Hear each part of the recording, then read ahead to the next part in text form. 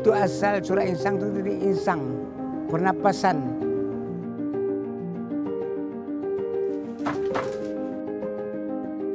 Penghidupan. Kalau kita tidak punya napas, tidak ada penghidupan. Begitu gak pakaian nih.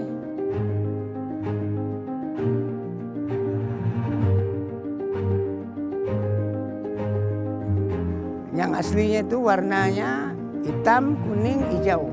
Itu 3 warna, itu yang asli.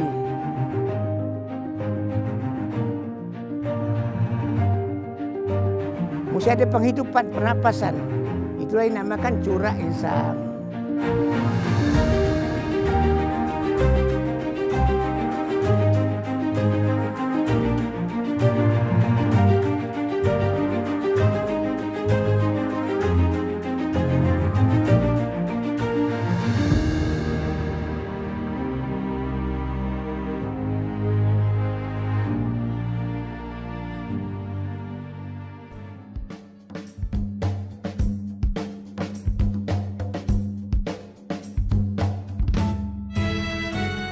Kain tenun corak insang mulai diciptakan dan dikenal pada tahun 1930.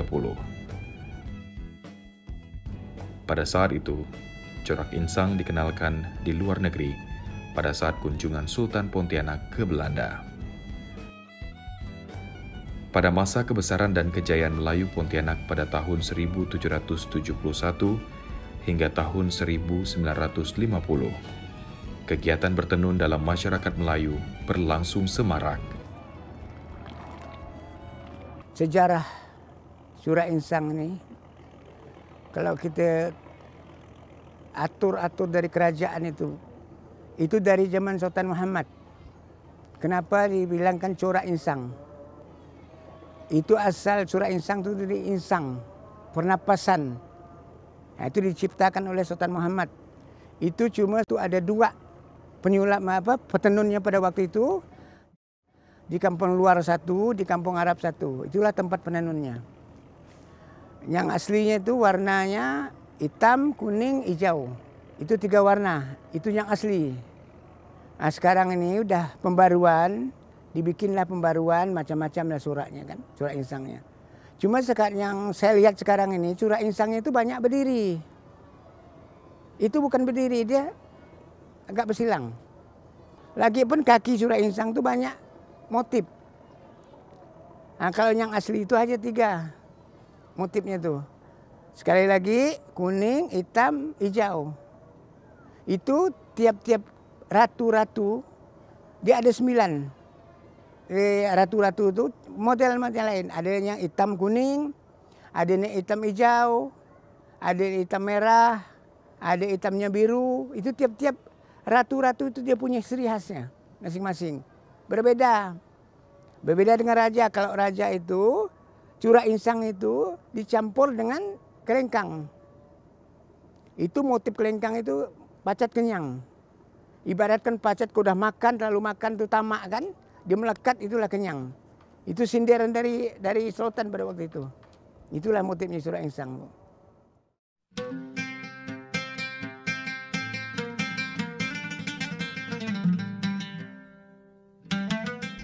Dikenalnya kain tenun corak insang tak terlepas dari rangkaian sejarah Kesultanan Kadriyah Pontianak itu sendiri. Jenis tenun ini pada umumnya tidak menggunakan bahan baku benang emas.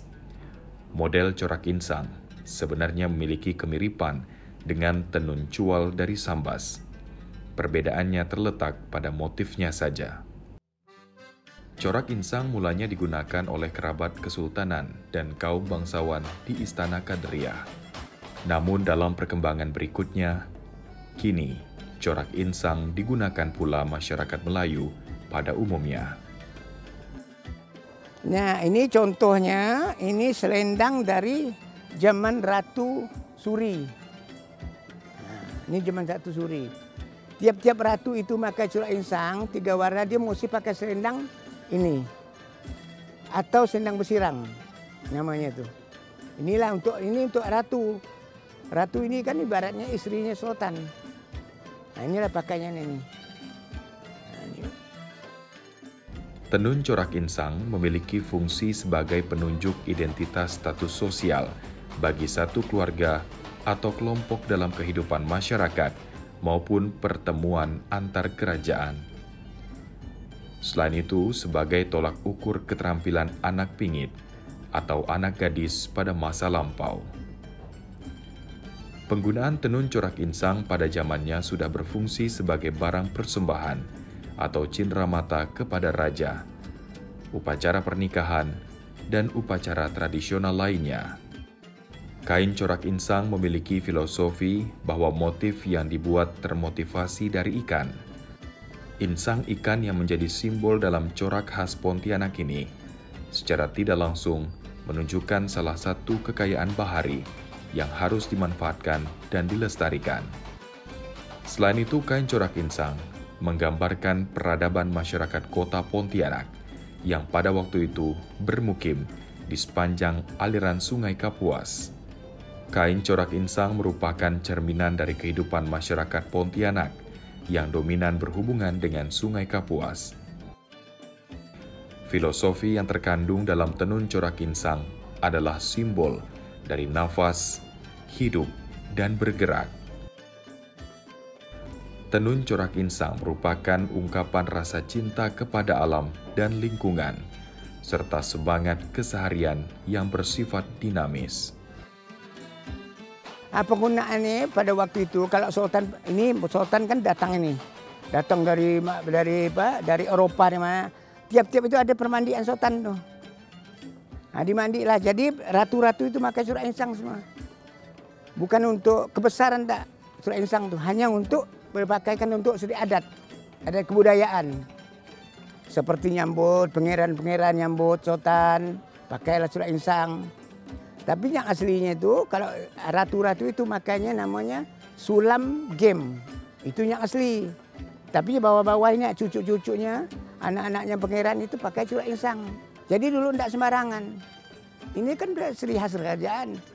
Nah, sekarang nih, ya kita tidak bila lah, karena rakyat udah senang dengan pakaian tadi kan, cuma dia pakai kan. Harus dilestarikan corak insang ini, jangan ditelan oleh zaman. Nanti datang lagi yang baru kan, model baru lagi, hilang nanti corak insang. Banggakanlah, jangan hilang ditelan zaman.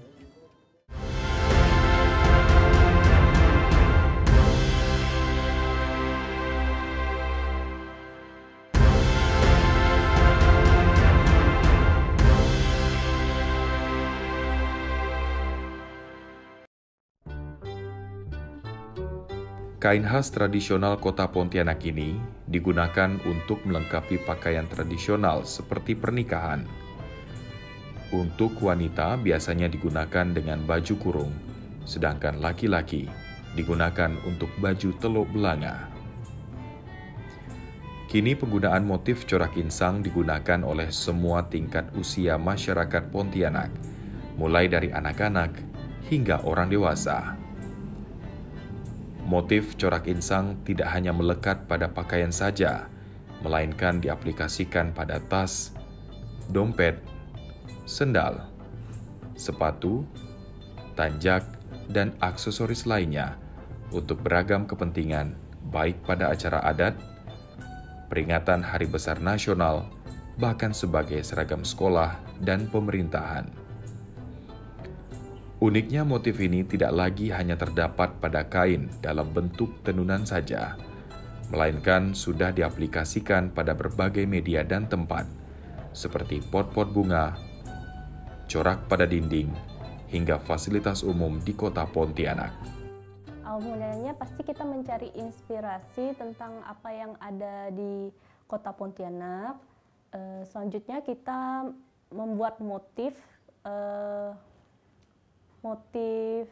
kreasi pembaruan dari motif corak insang sebelumnya tanpa menghilangkan motif asli corak insang itu sendiri. Motivasi corak insang itu sendiri bentuknya seperti motif parang, di mana susunannya pasti naik ke atas seperti pada gambar yang di belakang ini.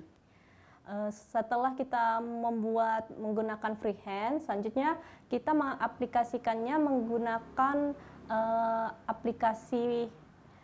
salah satu aplikasi di komputer untuk pengulangan gambar, karena motif tenun corak insang itu tidak boleh putus, di mana motif tenun juga pastinya mempunyai kaki kain.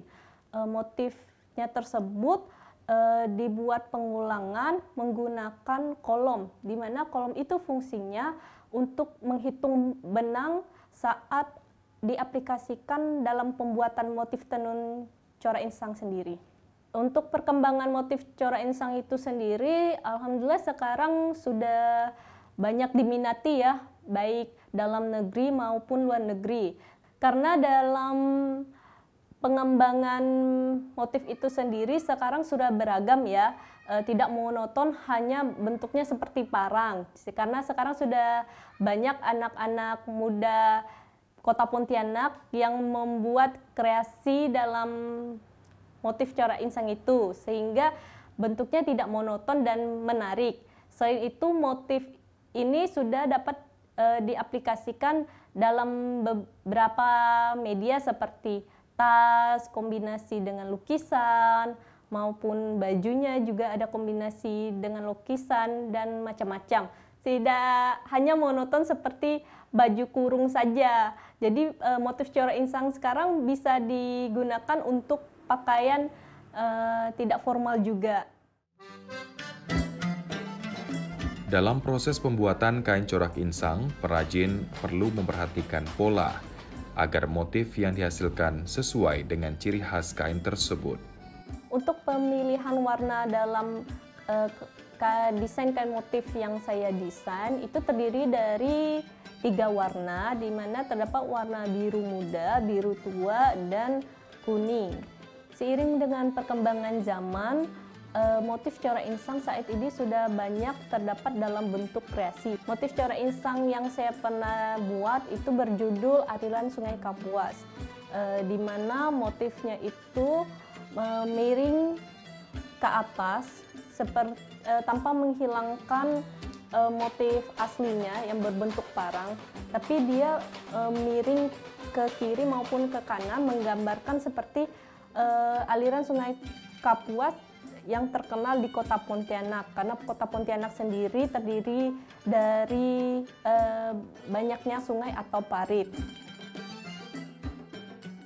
Keindahan kain corak insang dapat dilihat berupa kain batik dan tenunnya.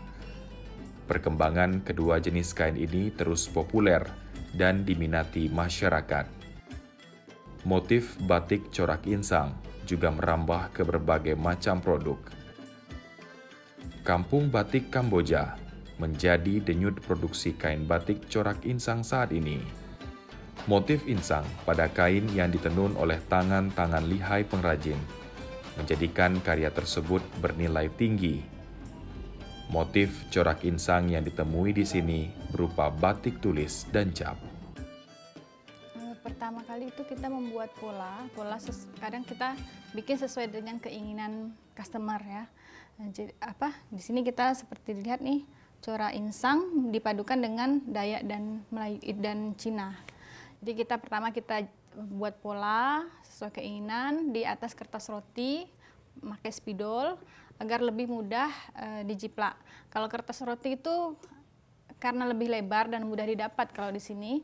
Jadi untuk pemindahan pola untuk kain 2 meter itu lebih enak, lebih cepat gitu daripada kertas yang HVS atau apa gitu. Jadi kita udah pola itu udah bisa kita letakkan di situ. Terus selanjutnya dijiplak di atas kain. Kita kalau pemakaian kain tuh harus kain yang 100% katun.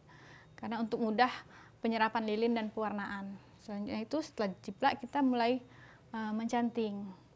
Kalau untuk yang batik tulis, kalau untuk yang cap kita hanya perlu memotong kain sesuai keinginan dan dicap sesuai dengan motif-motif yang akan diletakkan, gitu aja sih.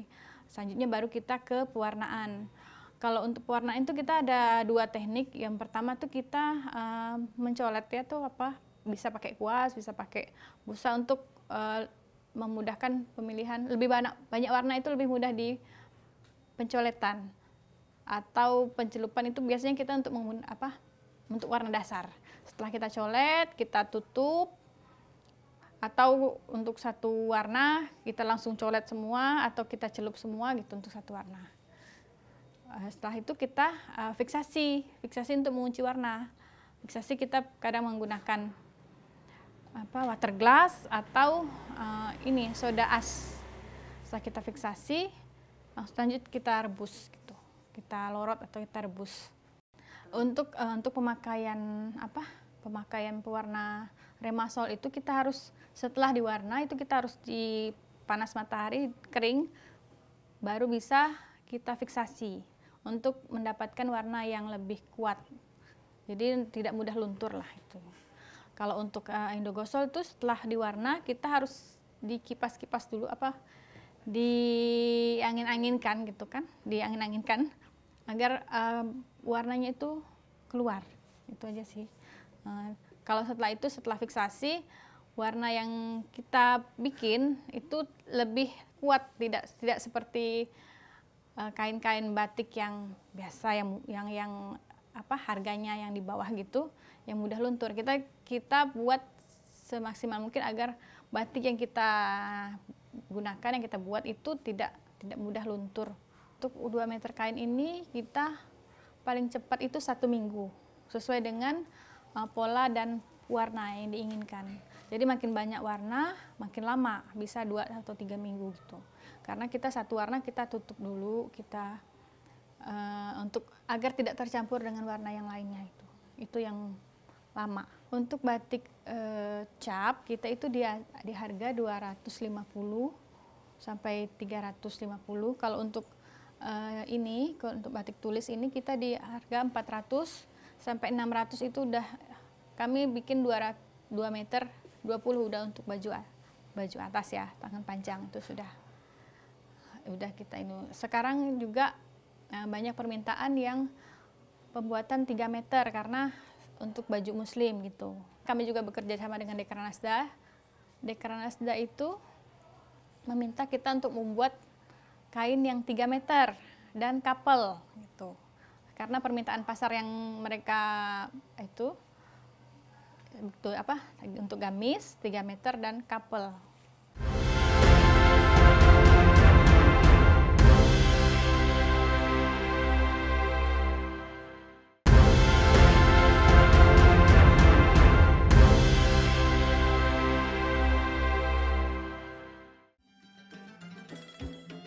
Corak insang yang memiliki motif sederhana seperti riak-riak sungai dan insang ikan membutuhkan proses pembuatan yang cukup lama, sama halnya dengan proses menenun.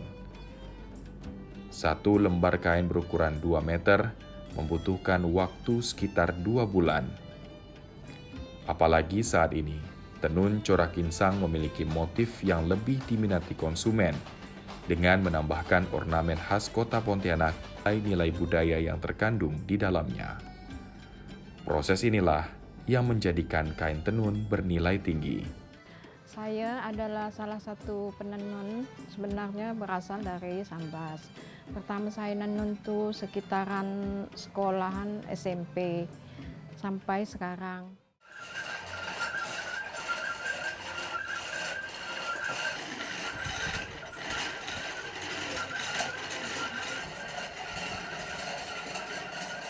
Karena orang tuanya hijrah ke Pontianak, jadi saya masih tetap melanjutkan menenun corak Sambas.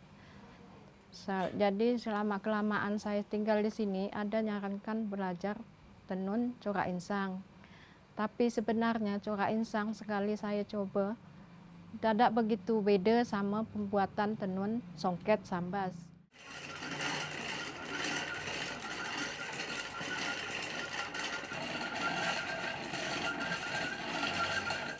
Kalau proses yang tenun corak insang, dari pertama itu gulung, 2 menghani, 3 proses pencelupan, 4 menggulung, 5 menghitung benang lagi, yang 5 terakhir proses penenunan.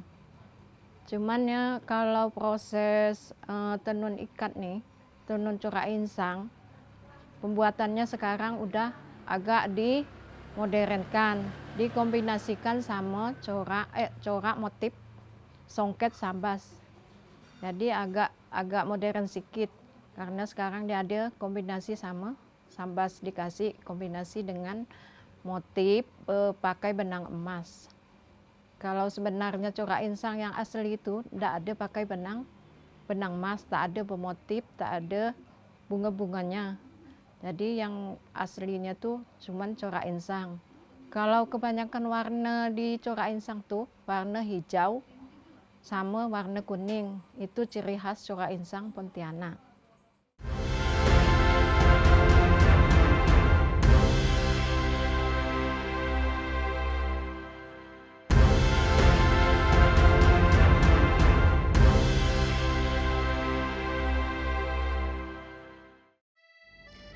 Harga jual yang tinggi menjadi tantangan utama yang dihadapi pengrajin saat ini, karena bersaing dengan produk-produk kain tenun modern yang dipasarkan dengan harga yang lebih murah.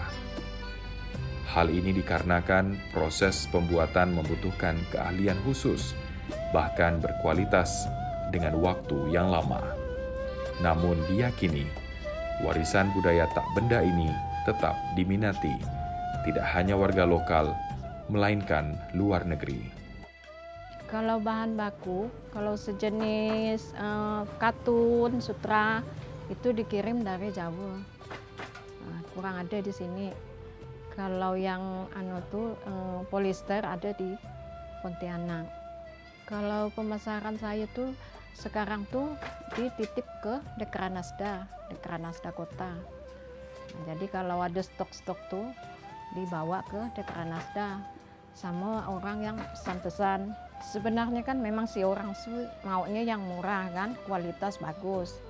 Karena kan kalau yang penenun yang asli ditenun dari corak insang nih kan bahannya tuh bahan dah memang mahal kan.